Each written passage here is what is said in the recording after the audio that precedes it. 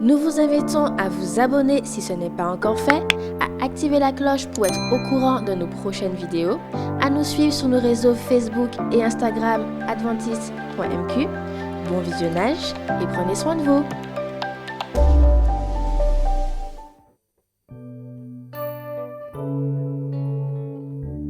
Alléluia. En Jésus est la victoire. Alléluia. Car il donna sa vie pour toi et moi.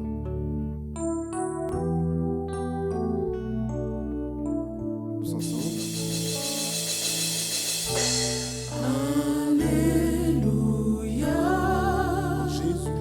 En Jésus est la victoire. Alléluia. Alléluia. Tu donnas ta vie pour moi. Tu donnas ta vie pour moi.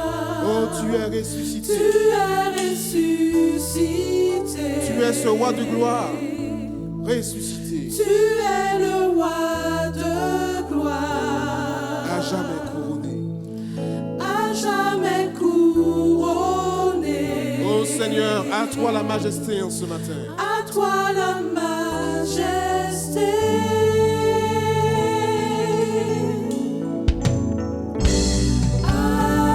Alléluia. En Jésus, nous avons la victoire. En Jésus est la victoire. Oh, chante avec nous. Alléluia. Alléluia. Car Jésus donna sa vie pour toi Tu et pour moi. donnas ta vie pour moi. Oh, il est ressuscité. Tu es ressuscité. Il est sorti du tombeau. Tu es le roi de Et aujourd'hui, il règne en gloire. Il est couronné. à jamais couronné. À lui, À toi la majesté. Tu es ressuscité. tu es le roi de gloire, Seigneur. Tu es le roi de gloire. À jamais couronné pour l'éternité. À jamais couronné. Oh, à toi la majesté. À toi la majesté. Nous te rendons Toute la gloire, Seigneur. la gloire. En ce matin, nous sommes venus t'adorer. Nous t'adorons. Car tu es seul digne de louange. Oh, nous te rendons la gloire, Seigneur, en ce matin. Nous te rendons la gloire. Nous t'adorons, Seigneur. Oh, car tu es digne. Tu es digne. Oh, Jésus, nous voulons t'élever plus haut. Jésus, nous t'élevons plus haut. Toujours plus haut, Seigneur. Plus haut, nous t'élevons plus haut. Oh, Jésus, en ce matin, nous t'élevons plus haut. Jésus, nous t'élevons plus haut. Car tu es mort sur cette croix afin que nous soyons sauvés. Nous t'élevons plus haut. Encore une fois, Jésus, nous t'élevons plus haut. Jésus, nous t'élevons plus haut. Oh, plus haut. Plus haut, nous t'élevons plus haut. Tu es ressuscité des morts. Et aujourd'hui, tu règnes en majesté. T'élevons plus haut. Plus haut, Seigneur. Plus haut, nous t'élevons plus haut. Jésus, nous t'élevons plus haut. Jésus, nous t'élevons plus haut. Plus haut, nous t'élevons plus haut. Jésus, nous t'élevons plus haut. Plus haut, nous t'élevons plus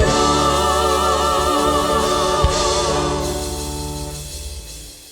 Tendre Père, j'aimerais que tu donnes à notre vie le son clair des ruisseaux, à notre cœur l'essor ingénu des oiseaux. Que tu verses dans notre vie le calme des brises.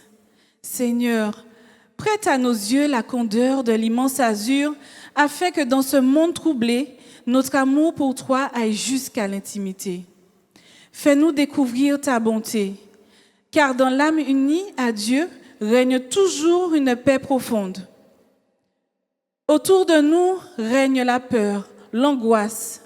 Mais rappelons-nous que les bontés de l'Éternel ne sont pas à leur terme. Elles se renouvellent chaque matin. C'est avec ces mots que le groupe Alida vous souhaite à tous une chaleureuse bienvenue. Agréable sabbat avec Jésus à nos côtés.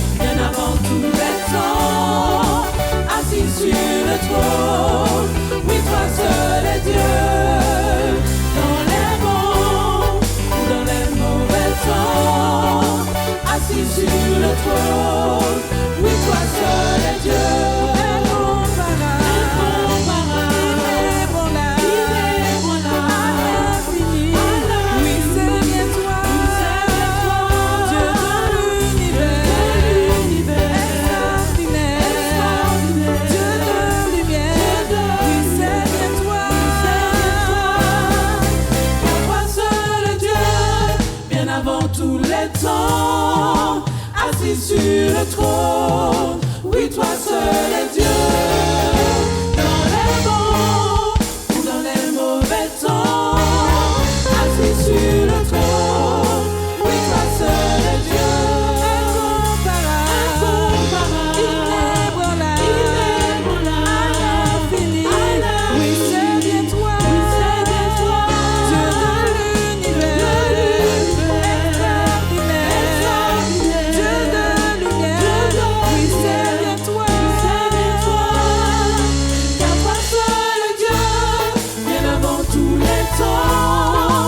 assis sur le trône, oui, toi seul est Dieu. Dans les bons ou dans les mauvais temps, assis sur le trône, oui, toi seul est Dieu.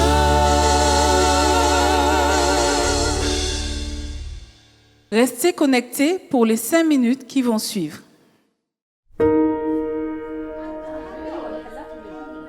Un dimanche après-midi, dans une petite ville près de Chattanooga, un groupe s'est réuni pour une fête des sacs à main. Nous représentons le Fil de la Paix, une initiative locale. C'est sous l'égide de l'AMFA, qui est l'association d'amitié entre des femmes adventistes et musulmanes. Nous avons organisé une fête pour les sacs à main et c'était chez quelqu'un. Elle a invité certains de ses amis de l'église qu'elle fréquente. Puis, nous nous sommes installés et leur avons montré les sacs. Bien sûr, nous disposons d'une variété de modèles. Il n'y a pas de sacs qui se ressemblent, nous y veillons. Chaque achat est un unique et chacune possède un modèle unique et qui lui est propre. À l'intérieur de chacun des sacs, nous avons glissé une petite étiquette qui parle de la réfugiée qui a cousu ce sac et un peu de l'AMFA. Nous demandons à chaque dame qui achète de prier pour cette réfugiée. La fête des sacs à main étant terminée, Mona aide Darlene à ranger ce qui reste. Mona, qui est arrivée comme réfugiée il y a 11 ans, est à la fois dirigeante de l'AMFA et styliste pour le Fil de la Paix de Chattanooga. Nous vendons beaucoup de sacs à main et Dieu nous bénit à travers toutes ces personnes qui viennent ici. Nous attendons donc avec impatience la prochaine réunion, chaque fois que nous allons dans une autre maison. Peut-être que le mois prochain, ce sera chez moi. Pendant l'été, l'AMFA organise un cours d'été pour les enfants réfugiés musulmans afin de les aider à s'intégrer dans l'Amérique d'une manière divine. En même temps, nous avons commencé des cours de couture pour les femmes et c'est là que nous avons commencé avec Piece of Thread, de sorte qu'elles apprennent réellement à coudre des sacs à main et qu'elles puissent maintenant les vendre et gagner un peu d'argent. C'est lundi et les femmes du Fil de la Paix de Chattanooga se réunissent pour leur cours de couture hebdomadaire. Le cours a lieu dans différentes salles de l'église, bien qu'elles espèrent un jour avoir un lieu plus permanent. Nema commence la journée par un bref témoignage. Les femmes parlent de leur semaine. Darlene revient sur le sujet de dimanche après-midi, fait quelques annonces et après une prière, elle commence à concevoir un nouveau sac à main. Une partie de l'expérience ne consiste pas seulement à apprendre à coudre, mais aussi à se réunir, à faire connaissance, à écouter leurs besoins, leurs expériences et à les partager avec nous en tant que responsables, avec elles, mais aussi entre elles, car beaucoup de ces dames ne se connaissaient pas auparavant. Elles ont donc des sœurs à qui elles peuvent faire appel pour répondre à leurs questions et partager les hauts et les bas de la vie. Randa, qui était infirmière au Soudan avant de venir en Amérique comme réfugiée, commencera ses études pour devenir une secrétaire médicale plus tard cette même année. Cela m'a aidé à organiser mon temps d'abord, et mes garçons. Ils aiment ça aussi. Quand j'ai eu la machine à coudre, ils m'ont dit « Oh maman, on n'a pas besoin de jeter nos vêtements. Tu peux les coudre pour nous. » J'organise mon temps pour la couture, l'enseignement à mes garçons et le nettoyage de ma maison, en faisant ce que je veux. Au début, je n'aimais pas coudre, mais maintenant, j'aime vraiment coudre. Je cousais dans mon pays, donc quand elles m'ont ajoutée au groupe AMFA, elles m'ont désignée comme dessinatrice. Je suis arrivée ici en tant que réfugiée.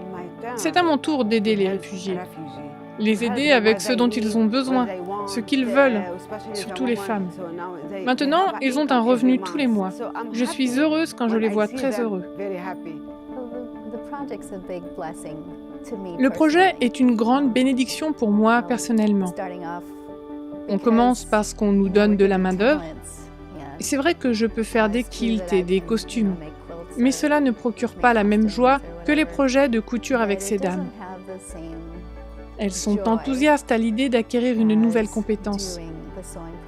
Cela leur donne quelque chose à faire pendant leur temps libre et leur donne la possibilité de gagner un revenu.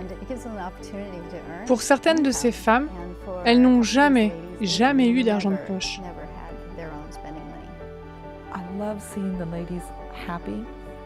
J'aime voir les femmes heureuses.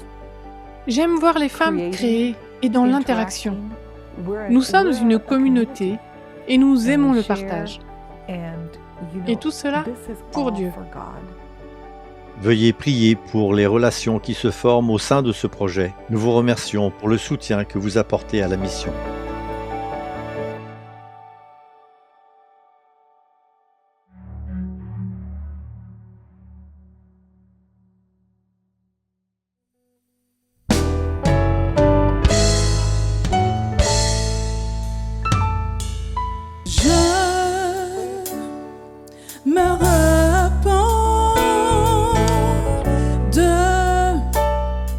ma vie passée. J'ai trop longtemps erré sans but, Seigneur. Mais ton grand amour m'a transformé.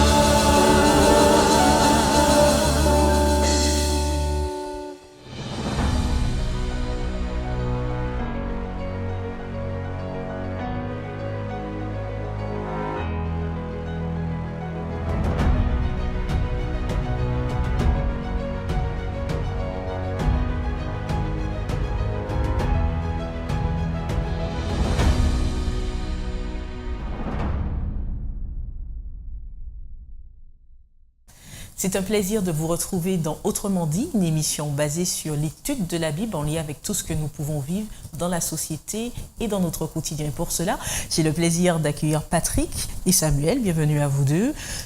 Nous allons donc poursuivre l'étude où justement il est question pendant tout le trimestre du repos et particulièrement nous avons vu dans les précédentes études que nous vivons vraiment un monde accéléré où tout va vite, où nous pouvons être agité et pour conséquence, bien, les relations ne sont pas forcément abouties avec les uns et les autres. Les relations aussi que nous pouvons avoir avec Dieu, ou plutôt la relation avec Dieu aussi peut être inexistante. Mais en plus de cela, quelles seraient les causes en fait des relations biaisées avec les uns et les autres dans notre entourage? Je crois qu'il y a la nature humaine fait ressortir à bien des occasions ce qui malheureusement biaise nos relations, les pollue. On peut citer, entre autres mots, l'hypocrisie, cette attitude de ne pas être vrai, qui consiste à ne pas être vrai avec l'autre, et qui malheureusement a des conséquences terribles. Vraiment, c'est ravageur sur les relations humaines. On peut ajouter à cela l'ambition malsaine. On est dans un monde où parfois on peut se fixer des objectifs qui vont mettre à mal les relations qui sont censées quand même être prioritaires, la relation avec son semblable, que ce soit dans le cadre familial ou ailleurs. On peut être tellement obsédé et habité par une ambition malsaine qu'elle met à mal finalement cette harmonie que l'on souhaite voir dans les relations humaines. Donc, je peux au moins citer ces deux éléments-là. C'est ça, et Samuel, est-ce que tu verras encore d'autres attitudes justement qui empêchent cette paix intérieure, qui empêchent cette croissance, puisqu'on l'a dit lors des précédentes émissions que Dieu souhaite des projets de paix et non de malheur pour chacun, et une croissance également pleine, enrichissante pour chacun, malgré tout, comme tu nous dis, ambition malsaine, ou encore, tu as parlé d'hypocrisie. Voilà, ça entrave tout cela. Qu'est-ce qui peut encore entraver? Ce qui peut entraver, pour moi, c'est le moi. Le fait d'être centré sur soi-même, et à partir de ce moment-là, effectivement, on ne considère pas les besoins des autres, on ne considère pas l'autre. Donc pour moi, c'est aussi l'un des éléments. Merci en tout cas pour le relevé de ces différentes problématiques qui nous permettent de voir les conséquences sur notre manque de paix intérieure et les causes même de notre agitation. Nous avons pu voir dans les différentes problématiques et nous avons soulevé quelques causes qui biaisent les relations, qui biaisent cette paix intérieure que le Seigneur souhaite pour chacun. Il a été mentionné l'hypocrisie, il a été mentionné l'égoïsme, voire même l'ambition malsaine. Nous allons essayer, au regard de la Bible, d'aller un peu plus loin pour sonder, pour voir les conséquences sur les uns, sur les autres, sur soi et sur la relation avec Dieu. Alors concrètement, essayons d'aller étape par étape, Patrick et Samuel. Dans la Bible, est-ce qu'il y a des exemples sur lesquels on pourrait s'appuyer pour voir les dangers de l'égoïsme ou les conséquences particulièrement sur soi et sur les autres? Bien, en Luc 12, versets 13 à 21, nous avons un exemple que nous trouvons dans notre étude de cette semaine. On ne va pas lire tout le texte, mais on a cet homme qui s'approche de Jésus et qui lui demande de dire à son frère de partager son héritage avec lui. Et on verra que Jésus va prononcer une parabole pour montrer en définitive que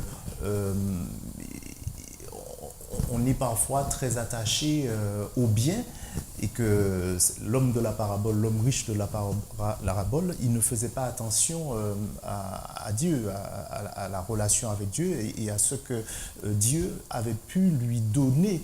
Il considérait que c'était grâce à lui, à son travail, qu'il avait obtenu tout cela. Alors, quelle leçon est mise en lumière dans cette parabole? Donc, dans cette parabole, c'est vraiment l'égoïsme, le fait de penser que en dehors de nous, il n'y a personne d'autre. Et bien sûr que Dieu n'existe pas. Nous faisons des choix, nous réalisons des choses et Dieu est complètement en dehors de cela. Et bien sûr, ceux qui nous entourent, ils n'ont rien à y voir. Donc c'est à la force de mon bras, de mon intelligence, de tout ce que j'ai pu faire, que j'ai obtenu ceci ou cela. Donc ça, c'est vraiment quelque chose qui nous empêche d'être quiets, donc qui nous empêche d'être dans le repos de Jésus. Parce que ce repos-là, on l'a vu déjà, c'est ce qui nous amène à une plénitude dans la relation avec Dieu. Il nous permet d'entrer dans une dimension de paix qui nous conduira vers le salut. Est-ce mauvais en soi d'amasser les trésors de la terre, j'ai envie de dire, mais est-ce mauvais en soi de capitaliser, de veiller à son grain, à ce qu'on a pu amasser durant la vie? Je crois que c'est intéressant par rapport à ce que Samuel disait, de faire la liaison entre l'égoïsme, qui est un mal à combattre, et puis la prévoyance, c'est-à-dire le fait d'être quelqu'un équilibré. Il n'y a rien de mal à chercher, à économiser, à prévoir. Le problème se pose lorsque ces choses-là, en fait, nous obscurcissent le regard et nous empêchent de voir l'essentiel. Parce que dans la parabole que tu as citée, l'homme amasse, mais il ne se rend pas compte qu'en fait, il y a quelque chose d'autre, de plus grand que cela. Et ses yeux sont tellement focalisés sur les possessions matérielles qu'il ne réalise même pas que sa vie est entre les mains de Dieu et qu'il peut la perdre du jour au lendemain. Donc, le fait de mettre de côté, de prévoir, d'être sage, est une excellente chose. Et ni la Bible, ni personne n'irait à l'encontre de cette vision-là. Le danger, et c'est un vrai danger, c'est d'être aveuglé par ces choses-là et d'oublier qu'il y a l'essentiel et puis le périphérique. Et cette parabole-là est une belle illustration de cela, et Dieu seul sait si c'est d'actualité aujourd'hui. Alors, mais que pouvez-vous dire? Alors, vous avez parlé d'égoïsme, mais aussi parmi les causes de l'agitation interne de chaque homme, vous avez mentionné l'hypocrisie. Alors, c'est vrai que parmi ceux que vous avez mentionnés, l'égoïsme, l'hypocrisie, l'ambition malsaine, il y a des fois ces attitudes sont sous-jacentes, c'est-à-dire que personne ne va venir là à dire que tiens, je suis hypocrite ou j'ai une ambition un peu malsaine. C'est des choses qui peuvent être cachées et voilées. Est-ce que dans la Bible, on a des exemples par rapport à l'hypocrisie sous-jacent, justement? Donc, juste avant de parler de l'hypocrisie, je voudrais revenir à l'égoïsme. L'homme peut avoir cette attitude égoïste, mais on voit que Jésus, lui, il n'a pas regardé à lui-même. Et dans Philippiens 2, les versets 5 à 8, on nous dit d'avoir les sentiments qui étaient en Jésus-Christ.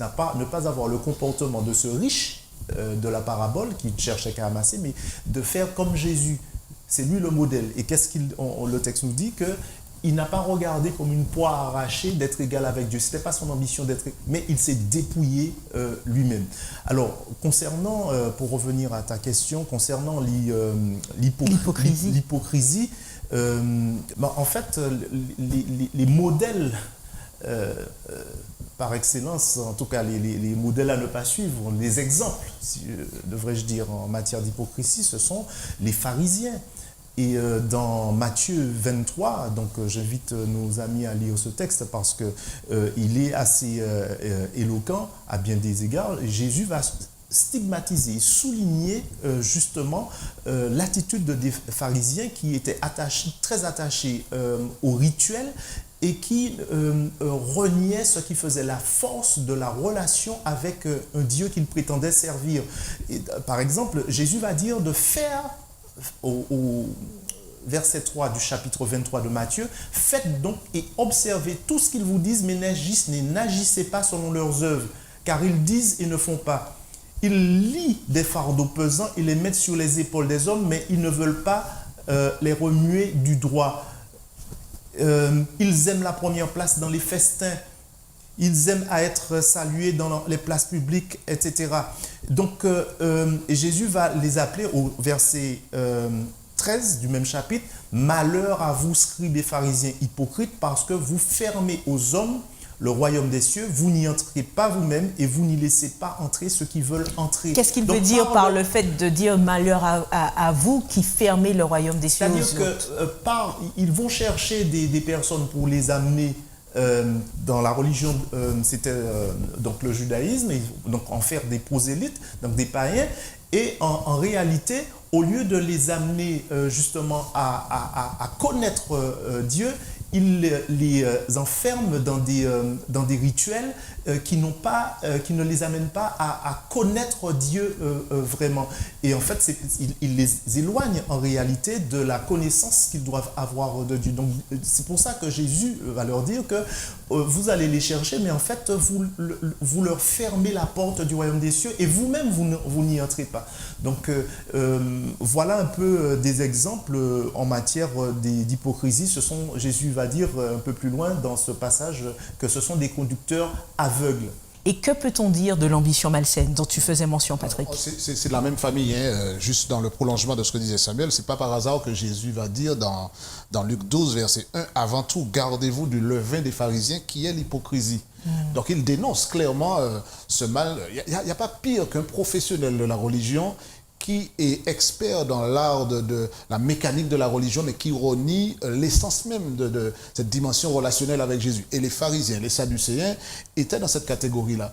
En ce qui concerne l'ambition malsaine, là encore, on fait bien la distinction entre... Parce qu'une ambition, c'est quand même, il faut quand même en avoir pour soi. On peut toujours jouer avec les mots, mais effectivement, Jésus, dans l'exemple qu'on connaît bien, lorsque...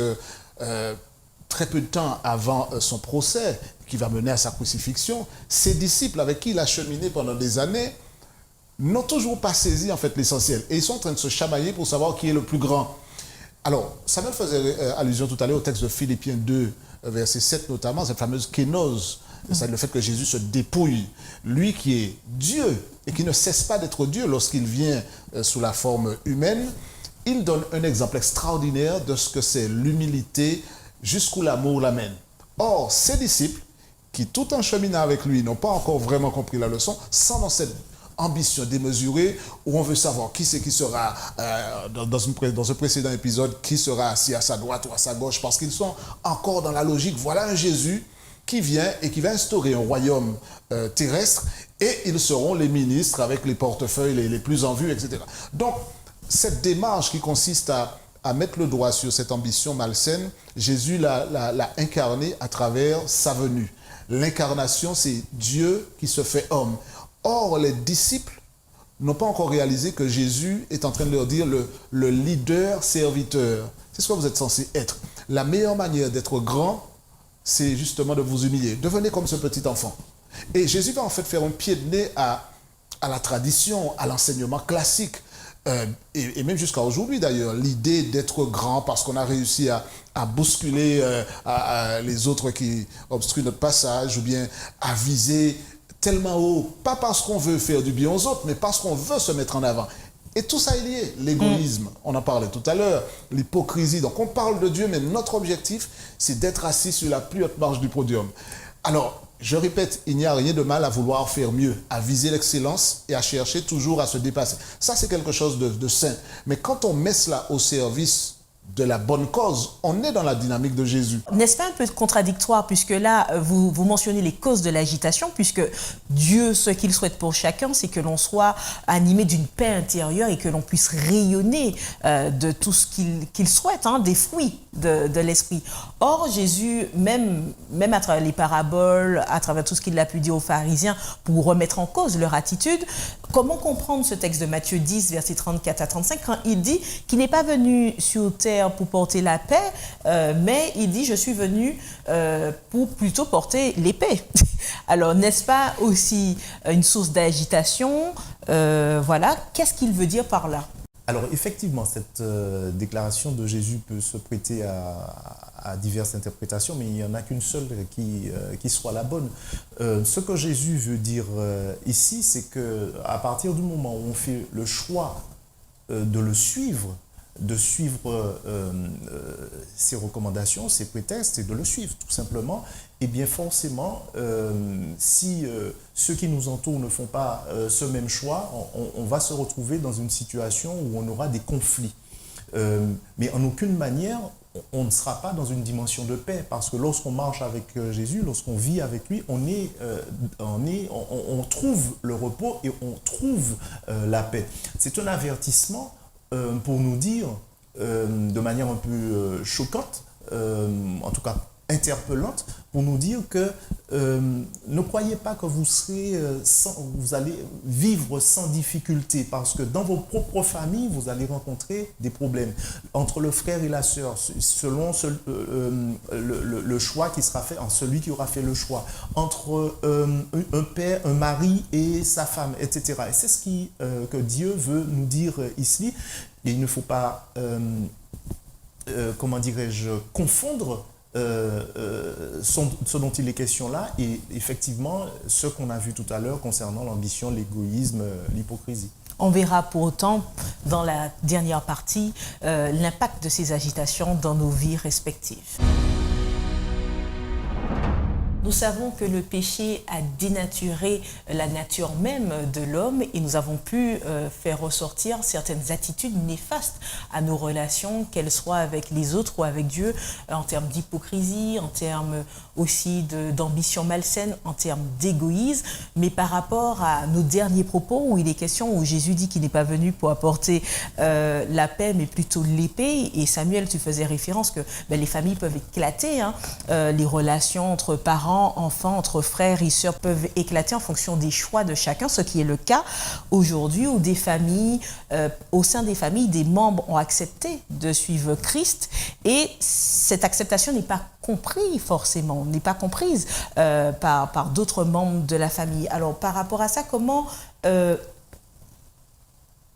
une acceptation de Dieu peut favoriser au sein de sa famille une vie harmonieuse malgré tout? Alors, je crois que le point de départ, c'est la déclaration de Jésus, effectivement, qui peut sembler faire désordre. Hein, quand lui qui se présente comme le prince de paix, venir dire qu'il apporte l'épée, effectivement, ça peut poser problème. Maintenant, en fait, la liaison et le trait d'union qu'on essaie de faire dans notre vie pratique, c'est de bien comprendre que l'amour humain doit être placé sur l'autel de l'allégeance à Christ.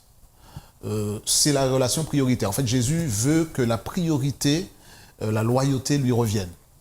Alors, dans la pratique, il faut intégrer que nous n'aurons pas nécessairement des relations harmonieuses dans les cercles familiaux, puisque la liberté dont nous jouissons chacun peut nous amener à accepter le choix de l'autre, de se positionner clairement en faveur de Christ, ou alors d'entrer dans une opposition systématique. C'est ça, parce qu'il y a des fois, il y a des familles qui sont carrément en rupture. Bien sûr, et c'est malheureux, c'est triste. L'élément quand même qui est rassurant dans tout cela, c'est que lorsque je prends position pour Christ, lorsque je fais allégeance à Jésus, les membres de ma famille vont peut-être me persécuter. Alors ce n'est pas toujours le cas, mais c'est une réalité, ça arrive. Il y a des personnes qui ont vu leur père, mère, frère, sœur leur tourner le dos carrément par rapport à leur positionnement. Je crois que l'individu qui choisit Jésus et qui a compris vraiment la priorité, le caractère central et fondamental de la relation avec Jésus peut être en paix même au milieu de cette tempête relationnelle, émotionnelle, familiale, parce qu'il sait justement que la relation avec Jésus, elle doit avoir la priorité et c'est elle qui est au-dessus de tout, qui a une valeur plus importante. Jésus n'est pas du tout en train de dire « méprisez vos parents, n'ayez d'eux qu'une opinion très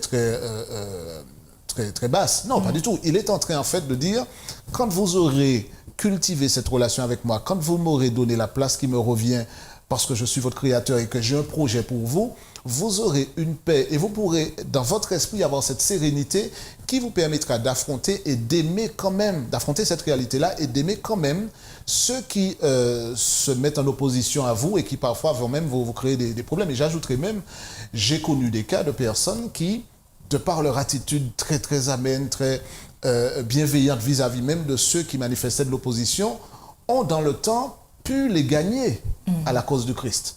Et on est toujours donc du côté gagnant lorsque on demeure fidèle à cette relation que l'on a créée avec Christ et qui peut nous placer en difficulté vis-à-vis de nos relations dans notre cercle familial. Mais à la fin de l'histoire, j'ai envie de dire, on réalise que le plan de Dieu pour nous, c'est que nous puissions quand même nous en sortir grandis et essayer quand même de contribuer à faire du bien à ceux qui nous entourent. Dans le prolongement de tes propos, où tu dis que par l'attitude démontrée, certaines personnes ont pu changer d'attitude par rapport à un membre de la famille qui a accepté Christ. A contrario, certaines attitudes, au contraire, et je veux mettre l'accent sur le fait de ne pas vivre pleinement ce que l'on dit, et tu as fait allusion avec les pharisiens, peuvent aussi biaiser le regard d'une religion ou d'une communauté, ou plutôt de l'acceptation d'une vie en Christ. Alors par rapport à cela, quel message avez-vous auprès des personnes qui portent un regard justement sur des personnes qui ne vivent pas pleinement ce qu'elles disent? Et qui sont déçues par là, qui sont déçues par ça et qui tournent carrément le dos? On peut répondre à ta question en s'appuyant justement sur le contre-exemple des pharisiens, parce que qu'est-ce que Jésus souligne? C'est que ils ne font pas ce qu'ils disent. Donc si nous prêchons, si nous exhortons, que les gens nous regardent, que ceux qui à la limite ne nous connaissent pas disent « Oh là, c'est super ce que ce monsieur raconte, etc. » Mais que ceux qui nous connaissent, quand on nous connaît un petit peu plus, on se rend compte qu'il n'y a pas d'adéquation entre ce que nous disons et ce que nous vivons, il y a un problème. Et ce n'est pas comme cela qu'on va encourager des personnes à venir à Christ. Donc ça, c'est un des éléments constitutifs. Quelle solution porter? Je vais répondre de l'hypocrisie. Donc c'est aussi, par exemple, si nous voulons que les autres applaudissent à tout ce que nous faisons, au sein de nos communautés, par exemple, ou si nous voulons être honorés. Donc la seule solution par rapport à cela, c'est, je crois, de laisser l'Esprit de Dieu qui nous parle, nous pénétrer de telle sorte que nous puissions nous rendre compte que nous avons un problème. Nous avons un problème, c'est que nous ne sommes pas réellement convertis. Et nous vivons, effectivement, nous allons à l'église, nous participons à des programmes, nous avons une dévotion tout à fait extérieure, mais en réalité, nous ne sommes pas convertis. Et donc, pourquoi je parle de l'Esprit de Dieu? Parce que c'est lui qui nous permet, justement, c'est lui qui va permettre de jouer ce rôle de révélateur et de nous montrer que nous avons ce problème-là. Aller humblement aux pieds du Maître. Notre ambition, à ce moment-là, elle sera à la hauteur de l'ambition que Dieu veut pour nous. Notre égoïsme, il sera non pas annihilé, parce qu'il faut quand même que nous ayons notre ego. Notre ego, il existe d'une certaine manière, mais il sera soumis à la grandeur de Dieu, et Dieu nous fera grandir en lui. Donc ce sont des éléments comme cela qu'il nous faut, et très concrètement en réalité, parce que ce ne sont pas des choses tangibles, mais c'est vraiment se dire que nous ne sommes rien. Oui, en lien avec ce que tu dis par rapport à l'ego qui s'exprime très fortement et à des ambitions aussi qui peuvent être démesurées. Il y a beaucoup de projets qui périclitent au sein des églises, des familles, quelles que soient, par rapport au fait que les visions ne soient pas forcément partagées, ou encore qu'une personne souhaite être mise en avant plus qu'une autre, ou que l'autre souhaite aussi être mise en avant. Il y a pas mal de conflits comme ça qui peuvent surgir. Alors, comment aller vers la voie de l'apaisement et de la vision commune partagée? Alors, c'est vrai que ça peut paraître très, très théorique, mais soyons clairs. Les êtres humains ont en eux-mêmes cette fâcheuse tendance à focaliser sur eux, sur leur propre personne. Samuel parlait d'ego, donc on pense qu'on a toujours raison, que notre projet est le meilleur, etc. Et on piétine, ce faisant, l'autre. Et puis finalement, on se rend compte que même au nom de Jésus, pendant que l'on parle de choses spirituelles, on est en train de froisser des relations. Alors je crois qu'au risque de paraître simpliste, mais c'est vrai, Samuel avait mis l'accent tout à l'heure sur la conversion. Le témoignage que je peux avoir peut être calamiteux vis-à-vis de l'autre. Mais quand on se rappelle qu'en réalité, dans notre démarche spirituelle, la centralité de Jésus est un élément clé. Et à certains moments, cette centralité de Jésus va se traduire comment? Par le fait de me mettre en retrait et de permettre à l'autre d'avancer. Non pas que je renie mes propres idées, ce que je pense qui est bien, mais dans la vie en commun, dans l'exercice de la foi de manière communautaire, je dois arriver à ce stade où je reconnais que même si ce que je souhaitais n'aura pas droit de citer, qu'est-ce qui est le plus important? Que je puisse à tout prix faire valoir mon opinion, ou alors que je puisse permettre aux uns et aux autres de s'exprimer et reconnaître que peut-être mon opinion ne sera pas celle qui sera retenue.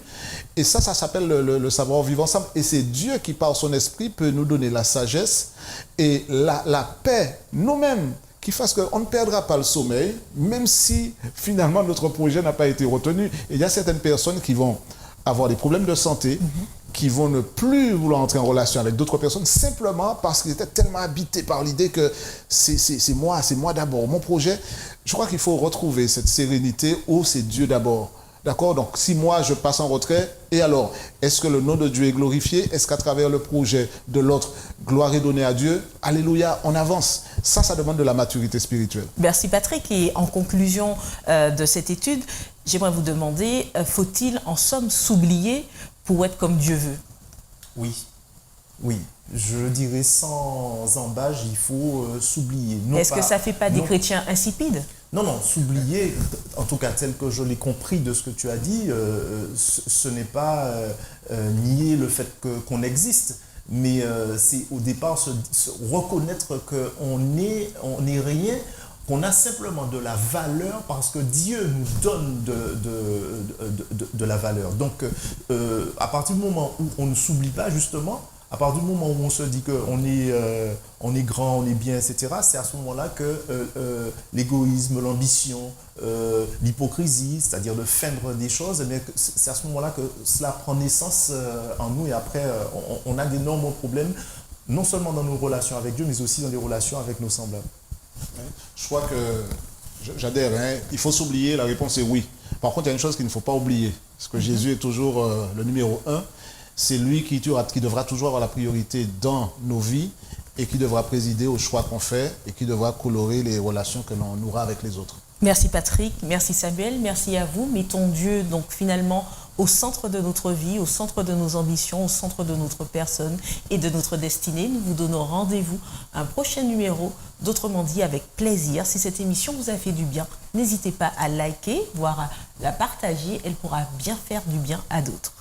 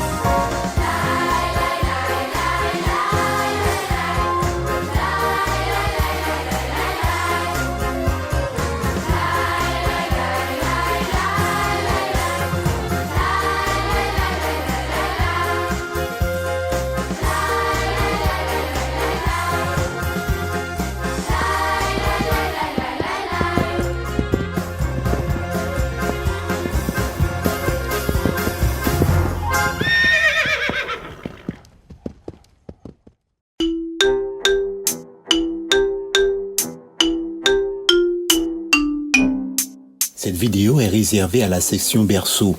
Son caractère répétitif a une visée pédagogique pour leur éveil spirituel.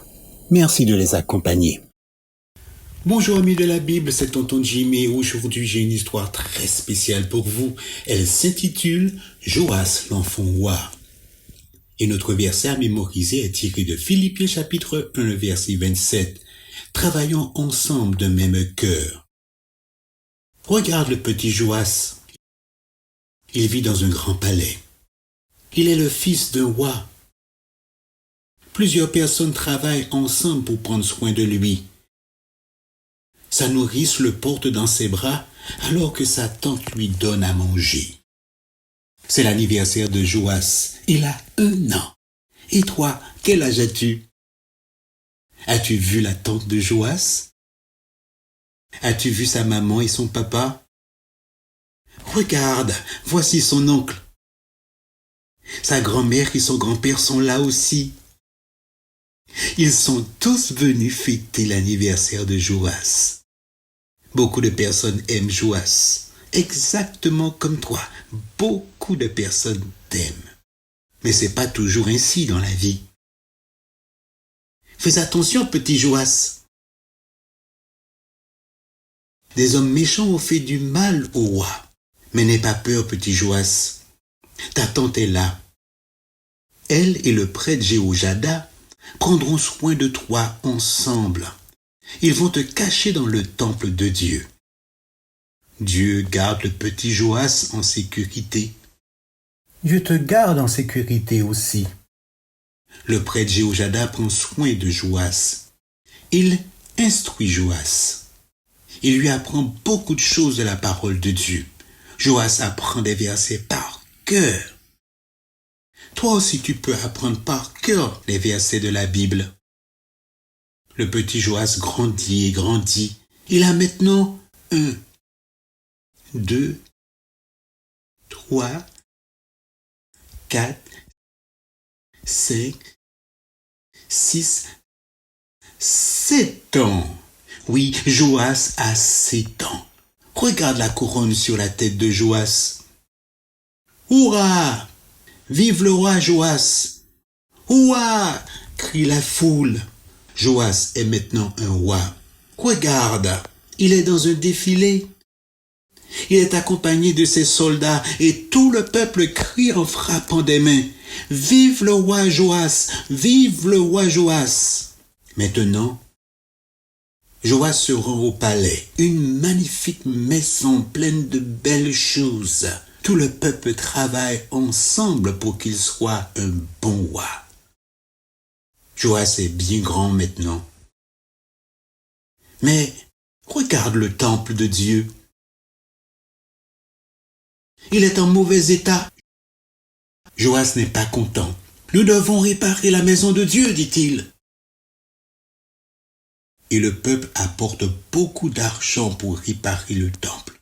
Beaucoup de personnes travaillent ensemble pour réparer la maison de Dieu. Et toi, tu peux travailler avec ta famille aussi. Il y a toujours des choses à faire dans une maison. Joas n'était qu'un enfant lorsqu'il est devenu roi.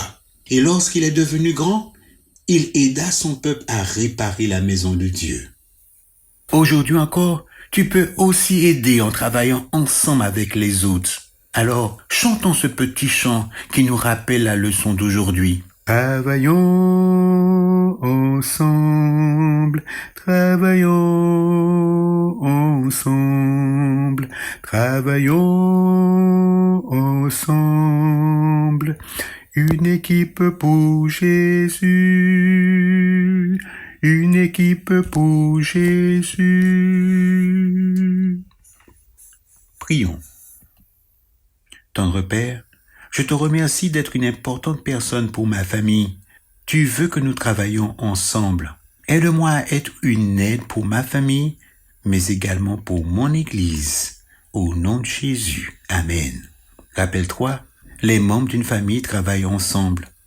Et les plus petits comme toi peuvent aussi aider. Au revoir et à bientôt.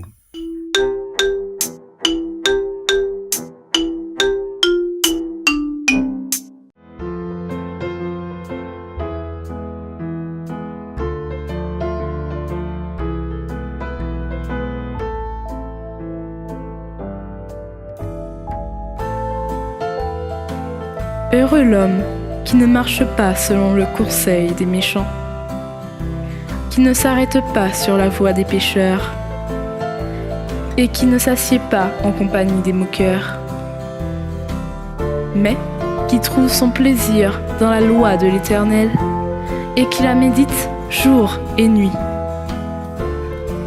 Il est comme un arbre planté près d'un courant d'eau, qui donne son fruit en sa saison et dont le feuillage ne se flétrit point. Tout ce qu'il fait lui réussit. Il n'en est pas ainsi des méchants. Ils sont comme la paille que le vent dissipe. C'est pourquoi les méchants ne résistent pas au jour du jugement, ni les pécheurs dans l'assemblée des justes. Car l'Éternel connaît la voie des justes.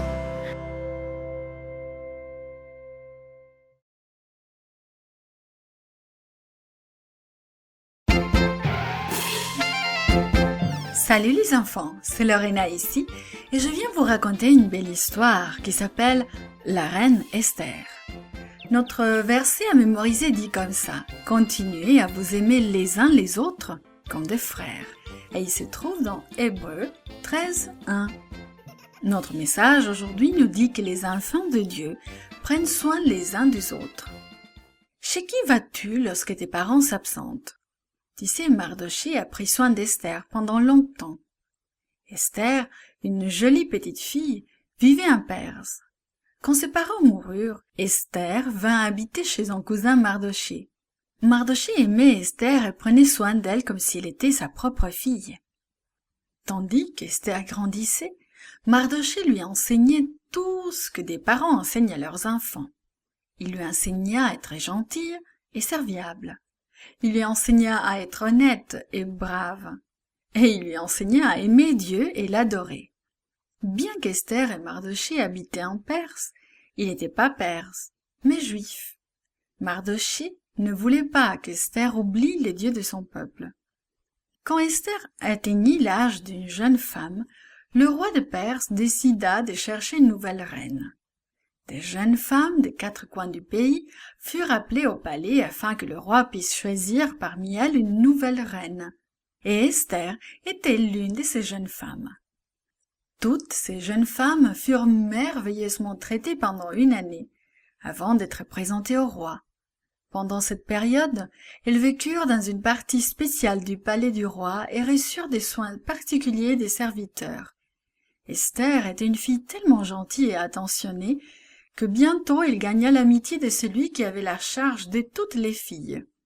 Il lui donna 7 servantes spéciales, la meilleure nourriture et la meilleure place pour vivre. Mardochée travaillait au palais du roi. Il pouvait donc marcher dans les jardins près de la maison où Esther demeurait pour savoir si on s'occupait bien d'elle et si tout allait bien. Enfin, le jour vint pour Esther de rencontrer le roi. L'aimerait-il? La choisirait-il pour reine? Le roi l'aima beaucoup, et Mardochée l'avait bien éduquée. Non seulement elle était belle, mais aussi gentille et douce, et elle gagna la faveur du roi. Le roi mit une couronne royale sur la tête d'Esther et la fit reine. Il donna une grande fête en son honneur et proclama un congé dans tous les pays. Il lui donna beaucoup de cadeaux. Mardochée avait pris soin d'Esther depuis la mort de ses parents. À partir de ce moment, il ne cessa jamais de s'occuper d'elle, même quand elle devint reine. Dans la famille des dieux, nous ne cessons jamais de nous occuper de nos amis et de notre famille. Comment peux-tu montrer aux autres que tu te préoccupes d'eux? Pense aux nombreuses choses que tu peux faire. Peux-tu aider les membres de ta famille? Peux-tu prier pour eux? Ou leur chanter un beau chant? Ou les serrer dans tes bras? Montre ton amour à quelqu'un de ta famille aujourd'hui.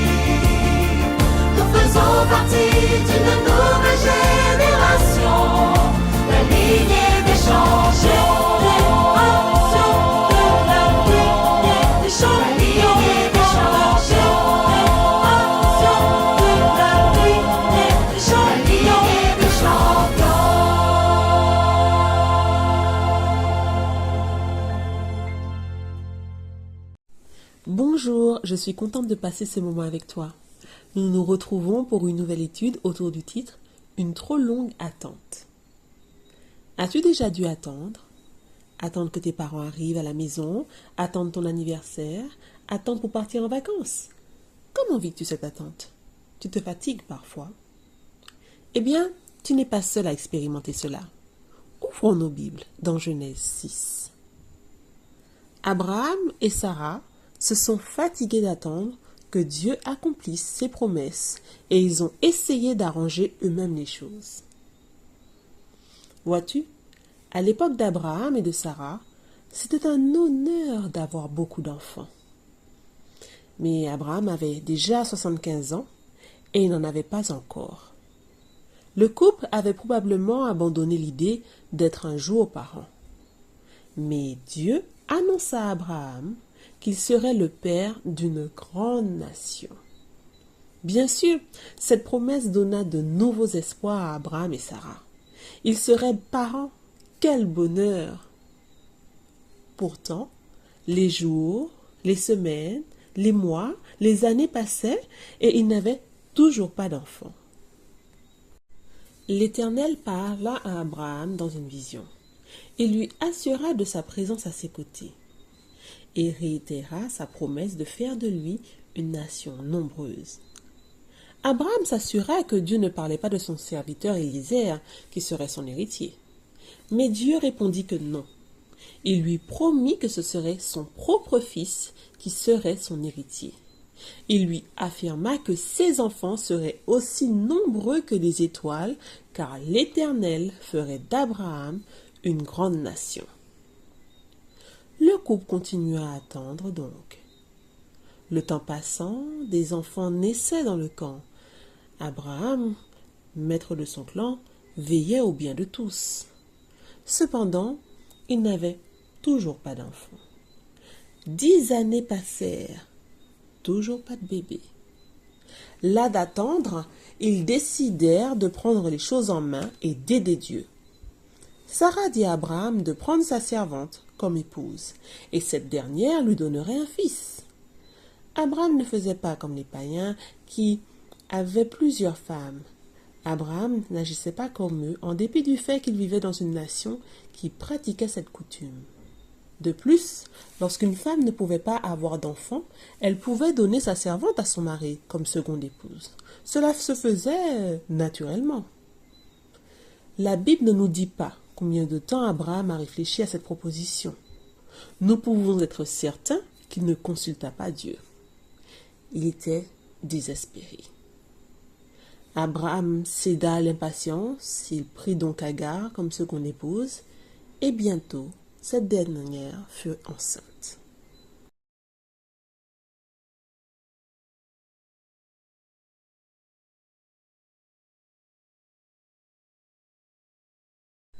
Abraham pensait que le problème serait réglé, mais bien loin de là. Les deux épouses ne s'entendaient pas. Agar attendait l'enfant que Sarah ne pouvait avoir et elle s'en vantait. Maintenant qu'elle était enceinte, elle faisait preuve de mépris envers sa maîtresse. Sarah était fâchée, jalouse et même méchante. La Bible le dit, si bien que Agar s'enfuya dans le désert. Là-bas, près d'une source, un ange s'approcha d'elle.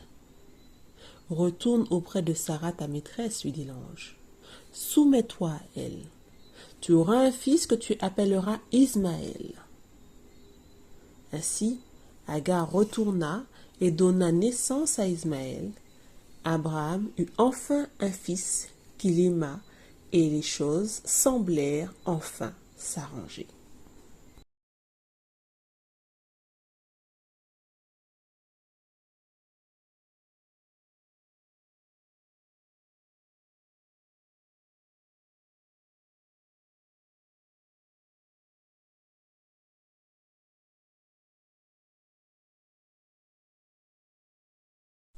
Quelques années plus tard, à la naissance d'Isaac, Abraham découvrit qu'il avait commis une grave erreur.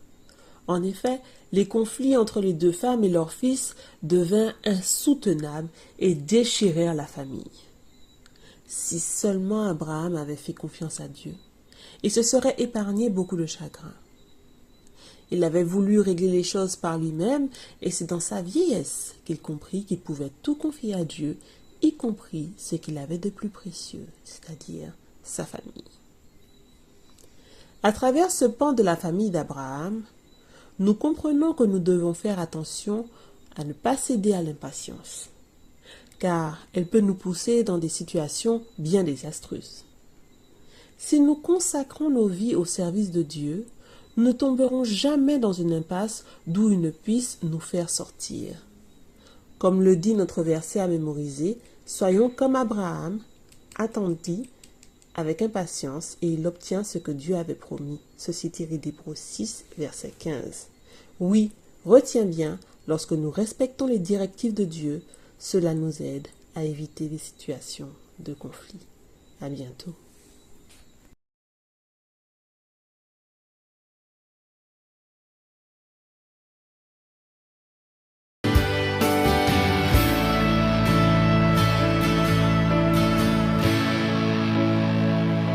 Connais-tu ce roi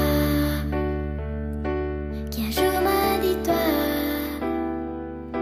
viens là devant moi et tu entendras. Il m'a dit toi, si tu crois en moi, je ferai de toi l'héritier du roi.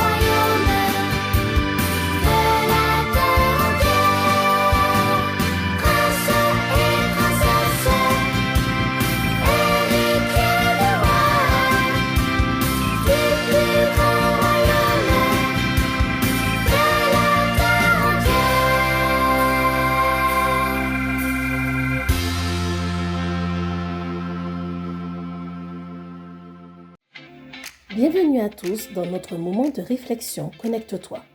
Notre thème, puis-je devenir un témoin?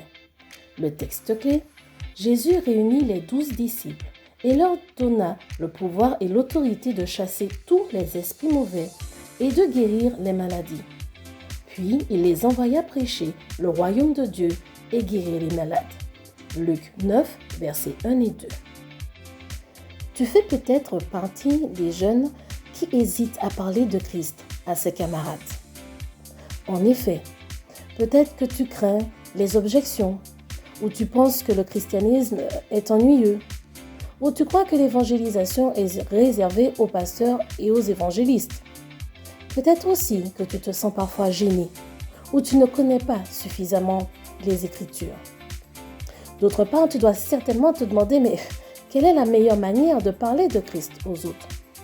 Distribuer du matériel évangélique, ou bien traiter les autres avec bonté, inviter un ami à une activité sociale à laquelle participeront aussi tes amis d'église. Un site web explique qu'en fait, dans l'évangélisation, ce qui compte, c'est le message et non la méthode. Dans le récit aujourd'hui, nous voyons que Jésus réunit les 12 disciples et leur donne le pouvoir et l'autorité de chasser tous les esprits mauvais et de guérir les malades. Puis il les envoie prêcher dans le royaume de Dieu et guérir les malades. Il leur dit, ne prenez rien avec vous, ni bâton, ni sac, ni pain, ni argent, ni vêtements de rechange. Allez et demeurez là où l'on va vous accueillir. Et si on vous rejette, quittez la ville et partez. Jésus les envoie particulièrement vers les brebis perdues du peuple d'Israël. Mais il les prévient aussi. Vous savez, vous risquez d'être persécutés et malmenés en mon nom. Fuyez cette ville et allez dans une autre. Pour conclure, Jésus leur dit, quiconque vous accueille m'accueille. Quiconque m'accueille accueille celui qui m'a envoyé. Je vous le déclare, c'est la vérité. Celui qui donne même un simple verre d'eau fraîche à l'un de ses plus petits parmi mes disciples, parce qu'il est mon disciple, recevra sa récompense.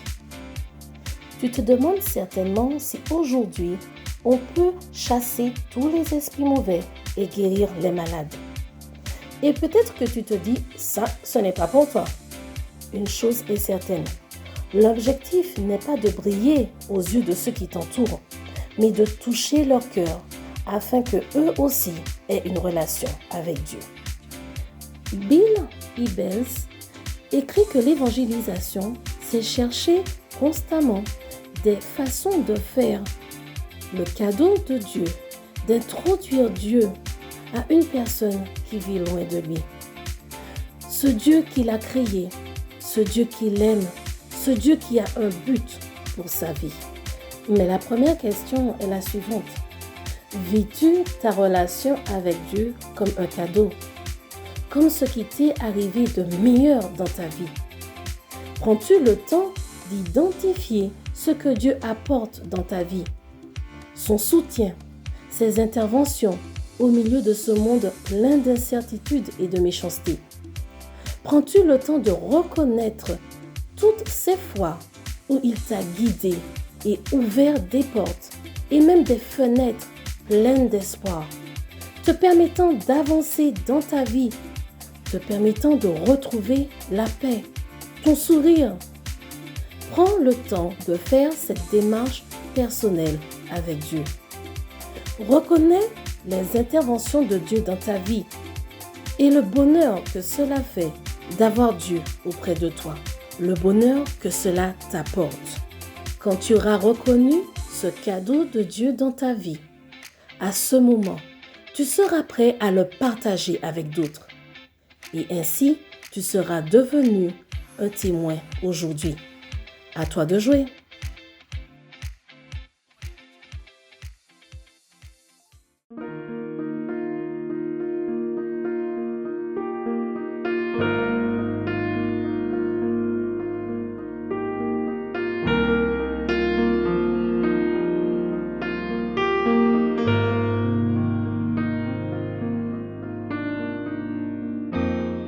La cellule d'écoute et de soutien psychologique et spirituel pour les personnes en situation de handicap et les personnes endeuillées.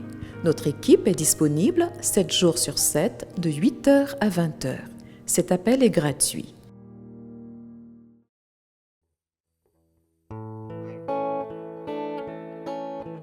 Mon Jésus, mon Sauveur, rien n'est comparable à toi.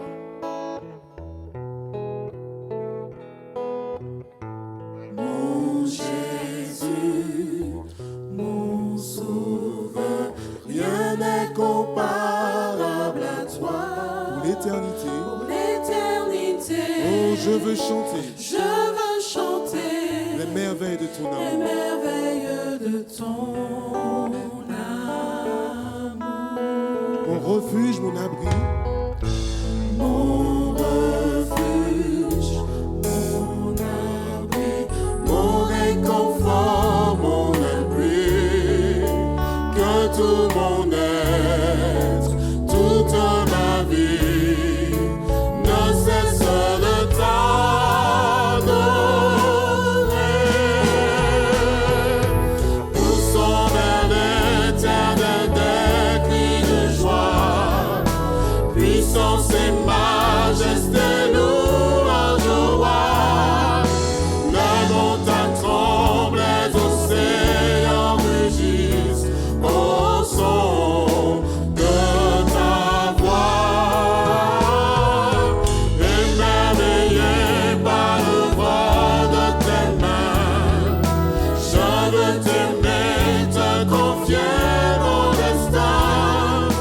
Rien n'est précieux si ce n'est ta promesse en moi.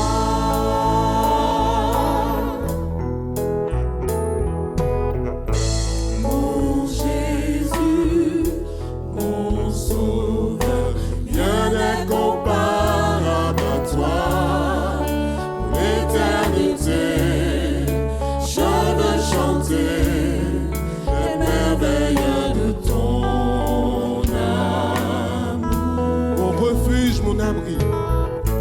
Mon refuge, Mon réconfort. mon appui. Ô Seigneur, que tout mon être, toute ma vie, ne cesse de t'adorer.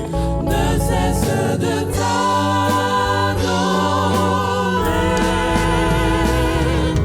Poussons vers l'éternel des cris de joie, puissance et majesté, louange au roi.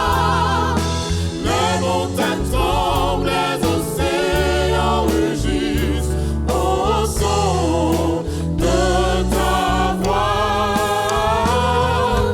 Émerveillé par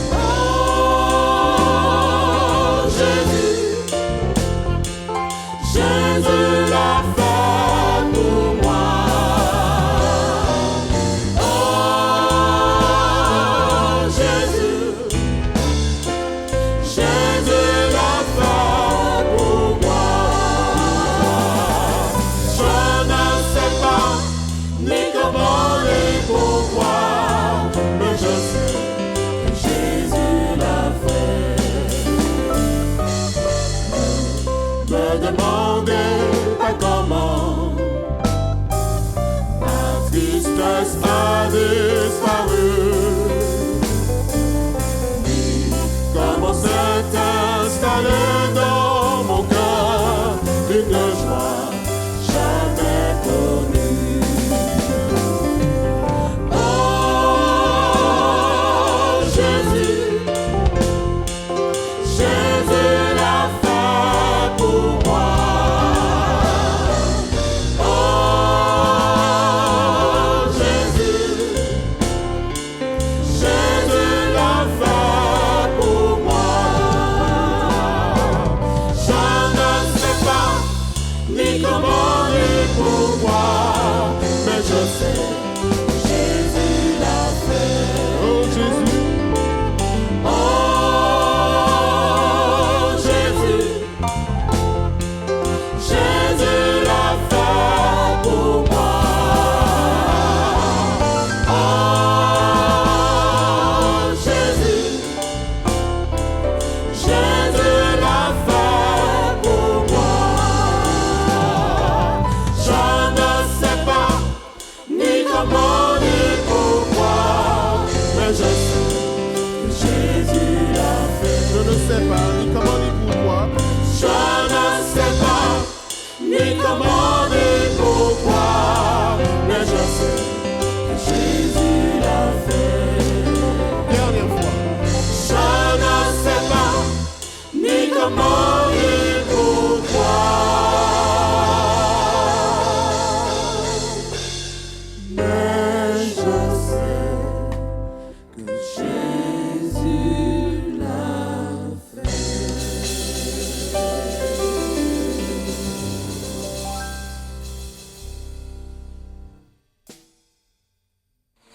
Bonjour, je m'appelle Johan. Et moi, Mélissa. Combien nous aimons ton nom et louer le nom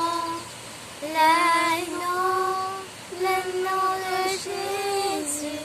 Il n'y a pas d'autre nom qui puisse nous sauver. Oui, j'exalte Seigneur. Oui, j'exalte Seigneur. Oui, j'exalte. Oui, j'exalte. Oui, j'exalte Seigneur ton nom. Oui, j'exalte ton saint nom. Oui, j'exalte Seigneur. Oui, j'exalte Seigneur. Oui, j'exalte. Oui, j'exalte.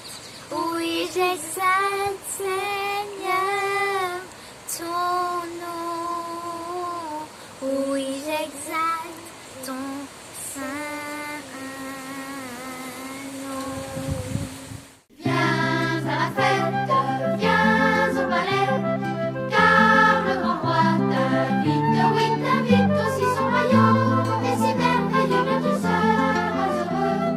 On y est toujours content, plus de malheureux. Tout sera si beau, je l'ai lu dans ma Bible. Moi j'y crois, pourquoi pas, de tout mon cœur. Moi j'y crois, pourquoi pas, de tout mon cœur. Mes chers enfants, je vous invite à poursuivre l'histoire de notre ami Mathéo qui a pour titre aujourd'hui Le chandelier et l'huile. Mathéo entre avec Josué dans ce salon particulier. Effectivement, il n'a jamais vu de salon aussi bien décoré. Il n'y a que 3 éléments dans ce salon, mais tout est en or. Comme ça brille. Il n'y a pas de fenêtre, mais tout est lumineux. Il y a de l'or pur partout. Sur le plafond, il voit des anges tapissés de fils d'or. Les parois sont recouvertes d'or et même le mobilier est conçu avec de l'or. Comme c'est beau! Mathéo se souvient que l'or représente tout ce qui vient de Dieu, la divinité dans toute sa perfection. Il comprend que cela signifie la présence de Dieu, mais il s'interroge. Je me demande pourquoi n'y a-t-il que 3 éléments dans ce salon? Et surtout, pourquoi ces éléments? Savez-vous, chers enfants, de quels éléments il s'agit? Eh oui, un chandelier à 7 branches,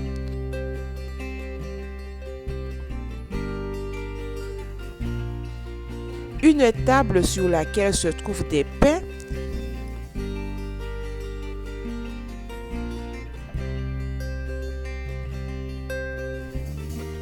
et un autel où brûle du parfum odorant. Josué, pourquoi mon père a-t-il choisi de mettre ces meubles dans ce salon d'échange? Et puis, il n'y a même pas de chaise. N'oublie pas, Mathéo, que cette maison est là pour t'aider à rencontrer ton père. Tout ce que tu vois a un sens précis. Si le salon est dans l'obscurité, même s'il est couvert d'or, est-ce qu'on le remarquera? Eh bien, non. La lumière du chandelier met en évidence l'or et lui donne de l'éclat. Ainsi, bien que tu ne le vois pas, ton Père est présent partout. Pour te permettre de bien le distinguer, il te faut un révélateur de sa présence. Grâce à l'huile qui ne doit jamais manquer dans les 7 conduits du chandelier, il y a toujours de la lumière qui révèle l'or, symbole de la présence du Père. Donc ce chandelier en or représente Jésus. Effectivement, Mathéo. Chers enfants et chers ados, quelle est la première chose que vous cherchez à faire lorsque vous pénétrez dans une pièce sombre? Eh bien, on cherche à allumer la lumière. Eh bien oui, aujourd'hui, il nous suffit d'appuyer sur un interrupteur. Mais à l'époque du tabernacle, il n'y avait pas d'électricité et on utilisait des lampes à huile. Toutefois, aujourd'hui, nous ne pouvons pas fonctionner sans lumière. Savez-vous ce qu'est cette lumière? Oui, c'est la parole de Dieu. En effet, nous lisons ceci dans Psaume 119, le verset 105. Ta parole est une lampe à mes pieds et une lumière sur mon sentier. C'est grâce à la Bible que nous découvrons Dieu. C'est elle qui nous permet de comprendre son projet de salut et de vie pour chacun d'entre nous. De même que la lampe devait être continuellement alimentée en huile, nous aussi, nous avons continuellement besoin du Saint-Esprit, symbolisé par l'huile. C'est lui qui nous met sur la bonne voie et nous aide à bien comprendre la parole de Dieu. Notre salle d'échange avec Dieu, c'est quand nous étudions la Bible accompagnés du Saint-Esprit. Cela peut être n'importe où. Grâce à Jésus et au Saint-Esprit, Dieu est facile d'accès. N'est-ce pas merveilleux? À nous de saisir toutes les occasions pour profiter de ces rencontres. Le voulez-vous, chers enfants? Alors, prions ensemble. Merci Père de nous permettre d'avoir un libre et facile accès jusqu'à toi. Merci pour ta parole et pour ton esprit qui te révèle à nous. Que ton Saint-Esprit nous aide à lire encore plus la Bible et à te découvrir pour t'aimer et te servir. Au nom de Jésus, Amen. Amen.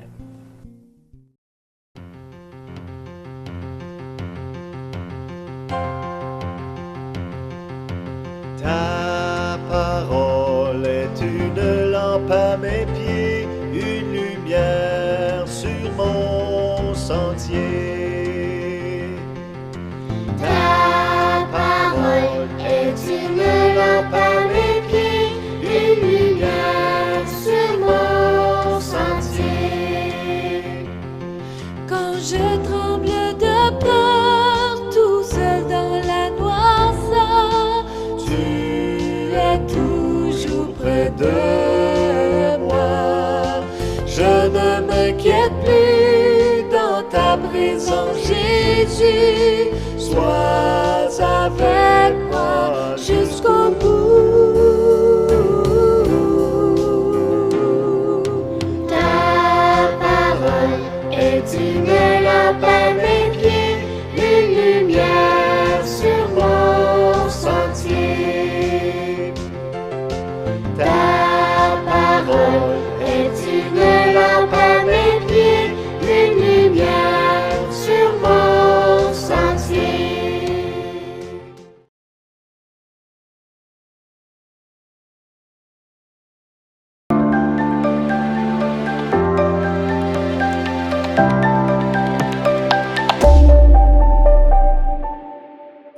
Nous voulons remercier le Seigneur pour ce magnifique sabbat qu'il nous donne aujourd'hui et ainsi pouvoir ensemble partager le message de ce jour.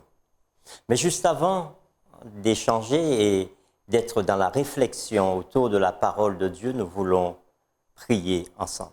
Je vous invite, là où vous êtes, à simplement fermer les yeux si vous le pouvez, ou encore préparer vos cœurs à recevoir le message de Dieu à travers la prière pour vous. Dieu notre Père, nous te remercions pour cette journée de sabbat que tu nous donnes et surtout pour le fait que tu nous permettes de réfléchir sur ta parole, sur ce que tu veux pour tes enfants à travers le monde entier. Des hommes et des femmes entendent parler de toi et veulent aussi te servir comme tu le désires.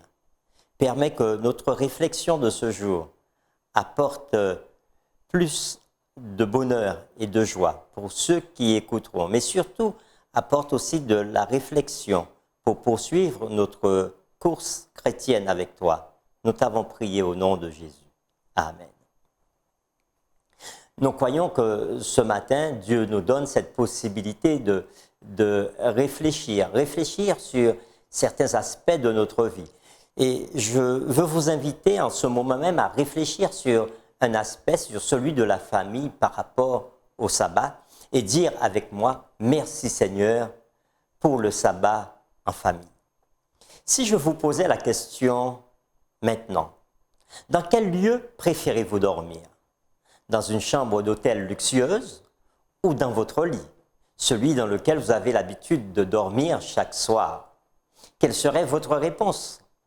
Peut-être que certains d'entre vous auraient répondu dans une chambre d'hôtel luxueuse et d'autres auraient préféré dormir dans leur lit parce que, comme diraient les plus âgés, on est mieux dans son lit que dans celui d'un autre.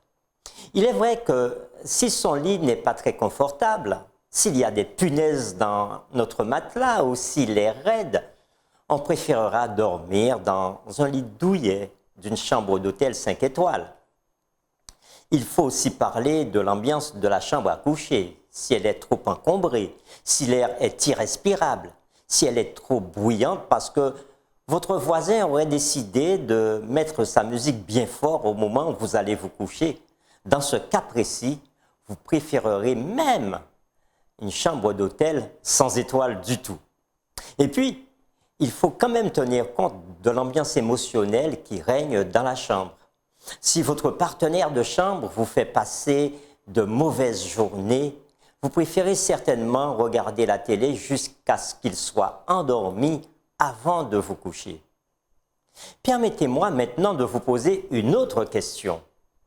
Où préférez-vous passer votre sabbat? Dans votre famille ou ailleurs?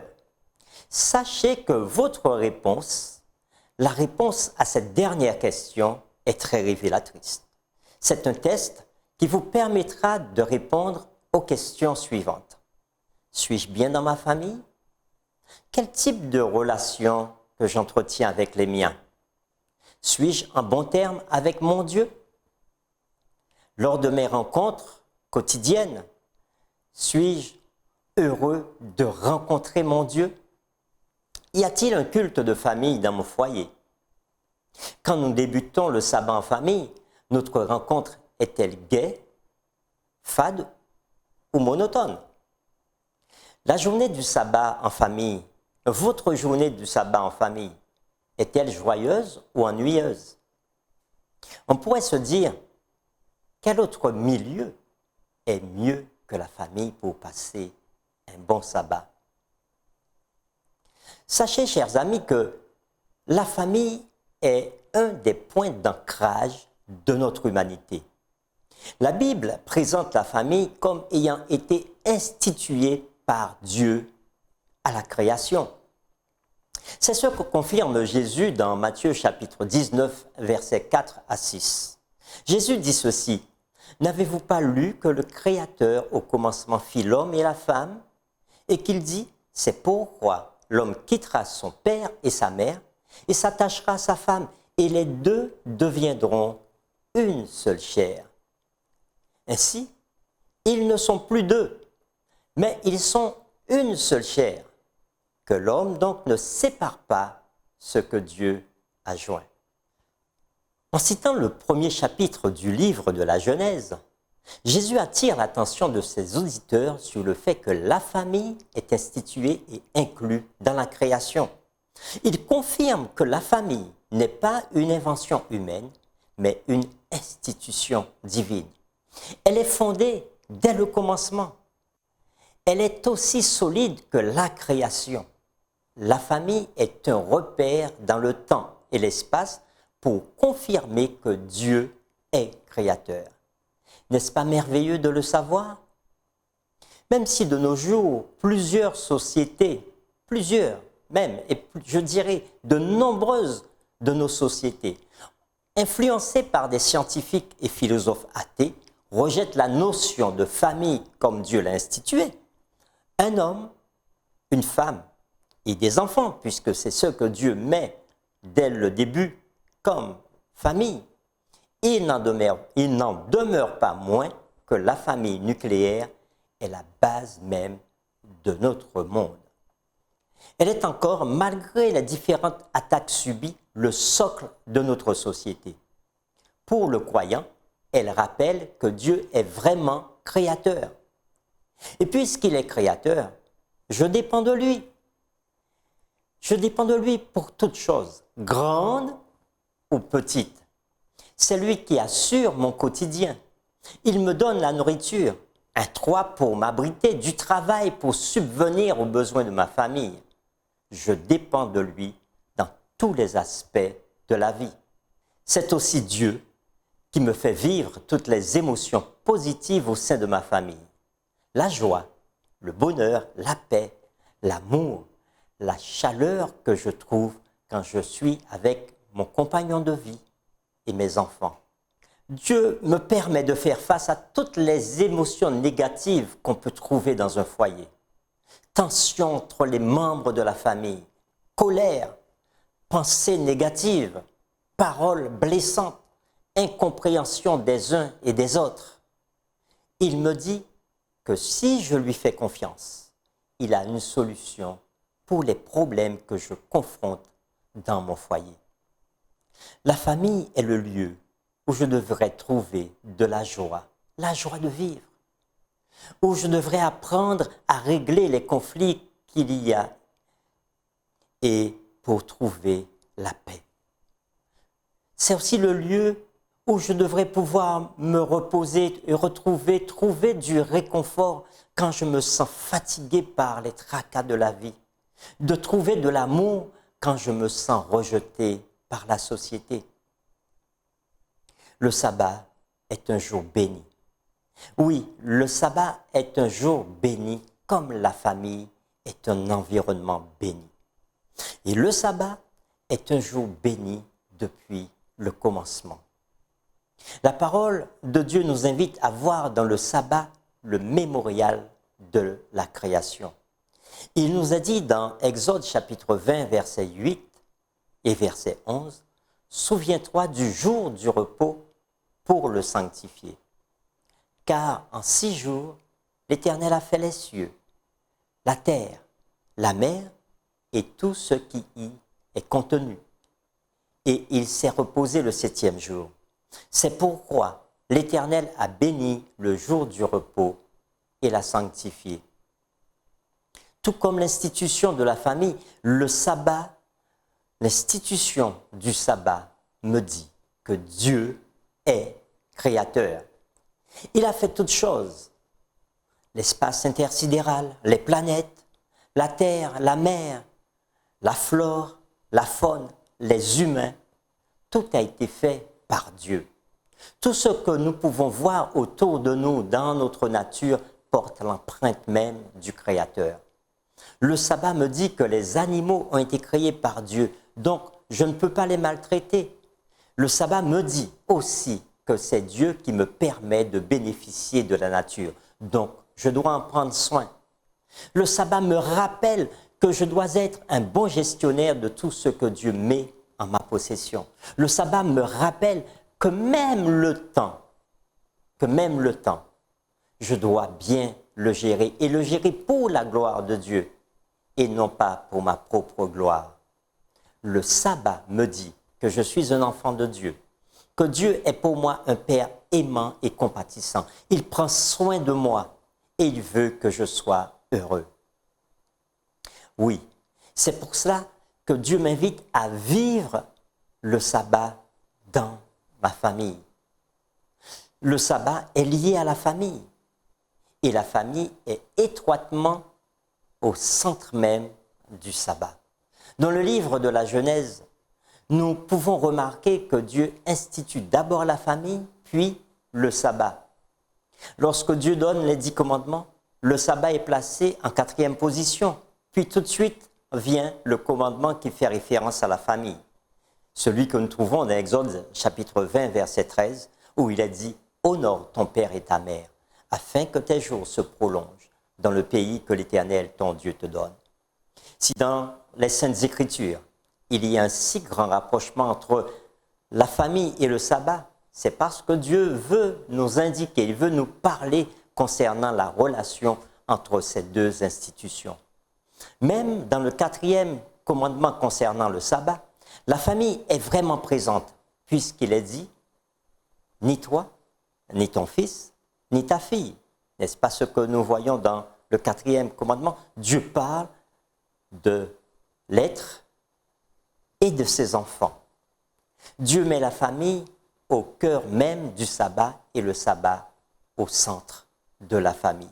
En d'autres termes, Dieu voudrait que chaque famille sur terre célèbre le sabbat, que ce jour de sabbat soit un temps de grâce, de bénédiction pour toutes les familles, que toutes les familles de la terre soient dans la joie au moment où débute le sabbat, que toutes les minutes de cette journée soient appréciées comme un délice. Mais pour cela, il faut que dans ma famille, je prépare le sabbat. Je ne m'arrêterai pas sur tout ce qui est à faire et à ne pas faire, mais surtout sur l'état d'esprit dans lequel le sabbat est vécu dans mon foyer. Posons-nous quelques questions. Comment ai-je passé la semaine dans mon foyer? Mes relations avec mon conjoint, mes enfants sont-elles au beau fixe? Suis-je en paix avec ceux qui m'entourent? Parents, voisins, collègues de travail. À quel moment j'apprécie le plus? Le début du sabbat ou le samedi au coucher du soleil?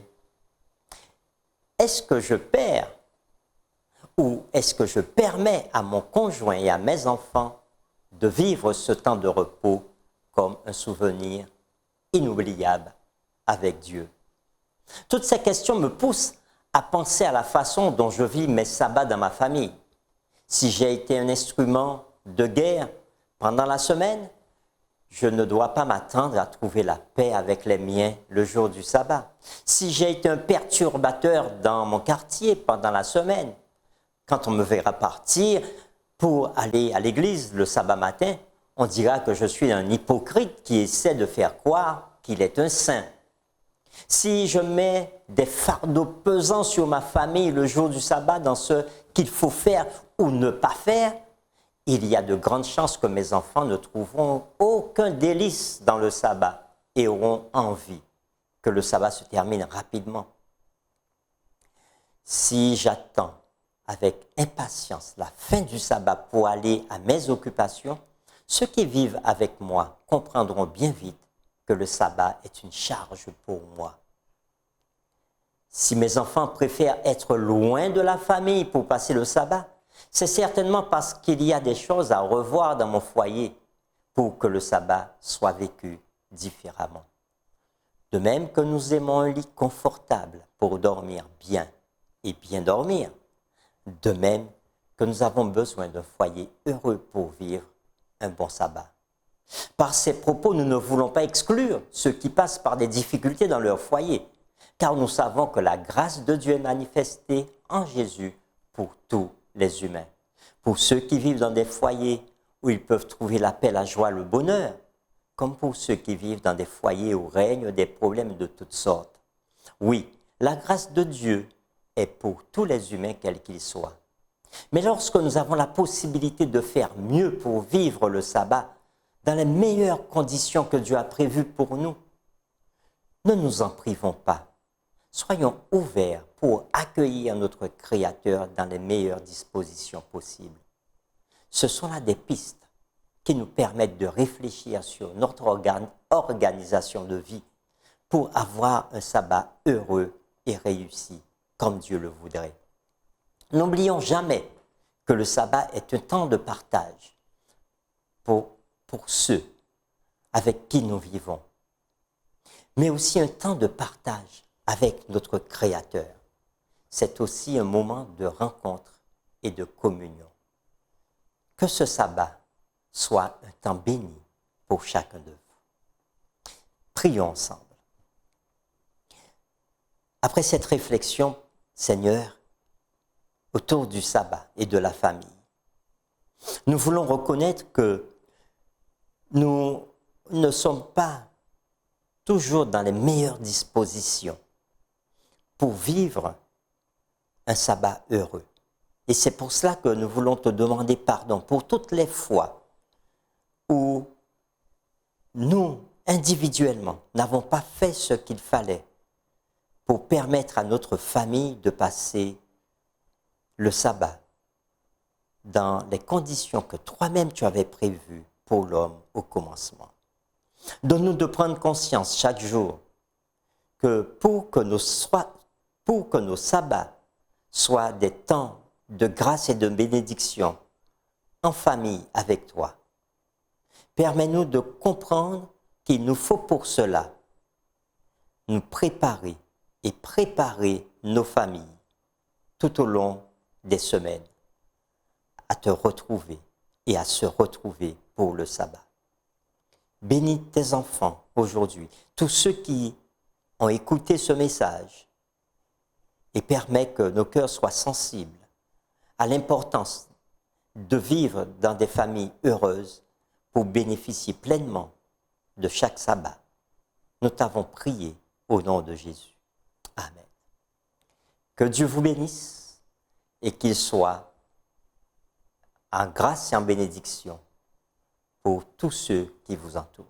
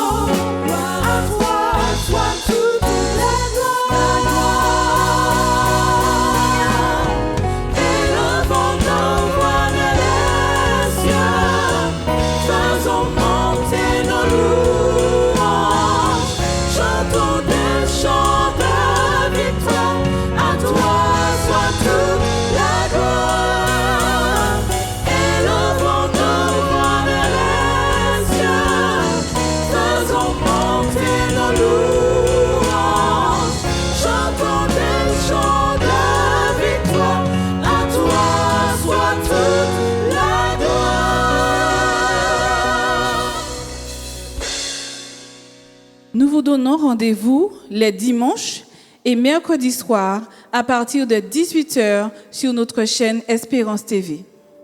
Nous vous invitons à vous abonner si ce n'est pas encore fait, à activer la cloche pour être au courant de nos prochaines vidéos, à nous suivre sur nos réseaux Facebook et Instagram adventiste.mq. Bon visionnage et prenez soin de vous.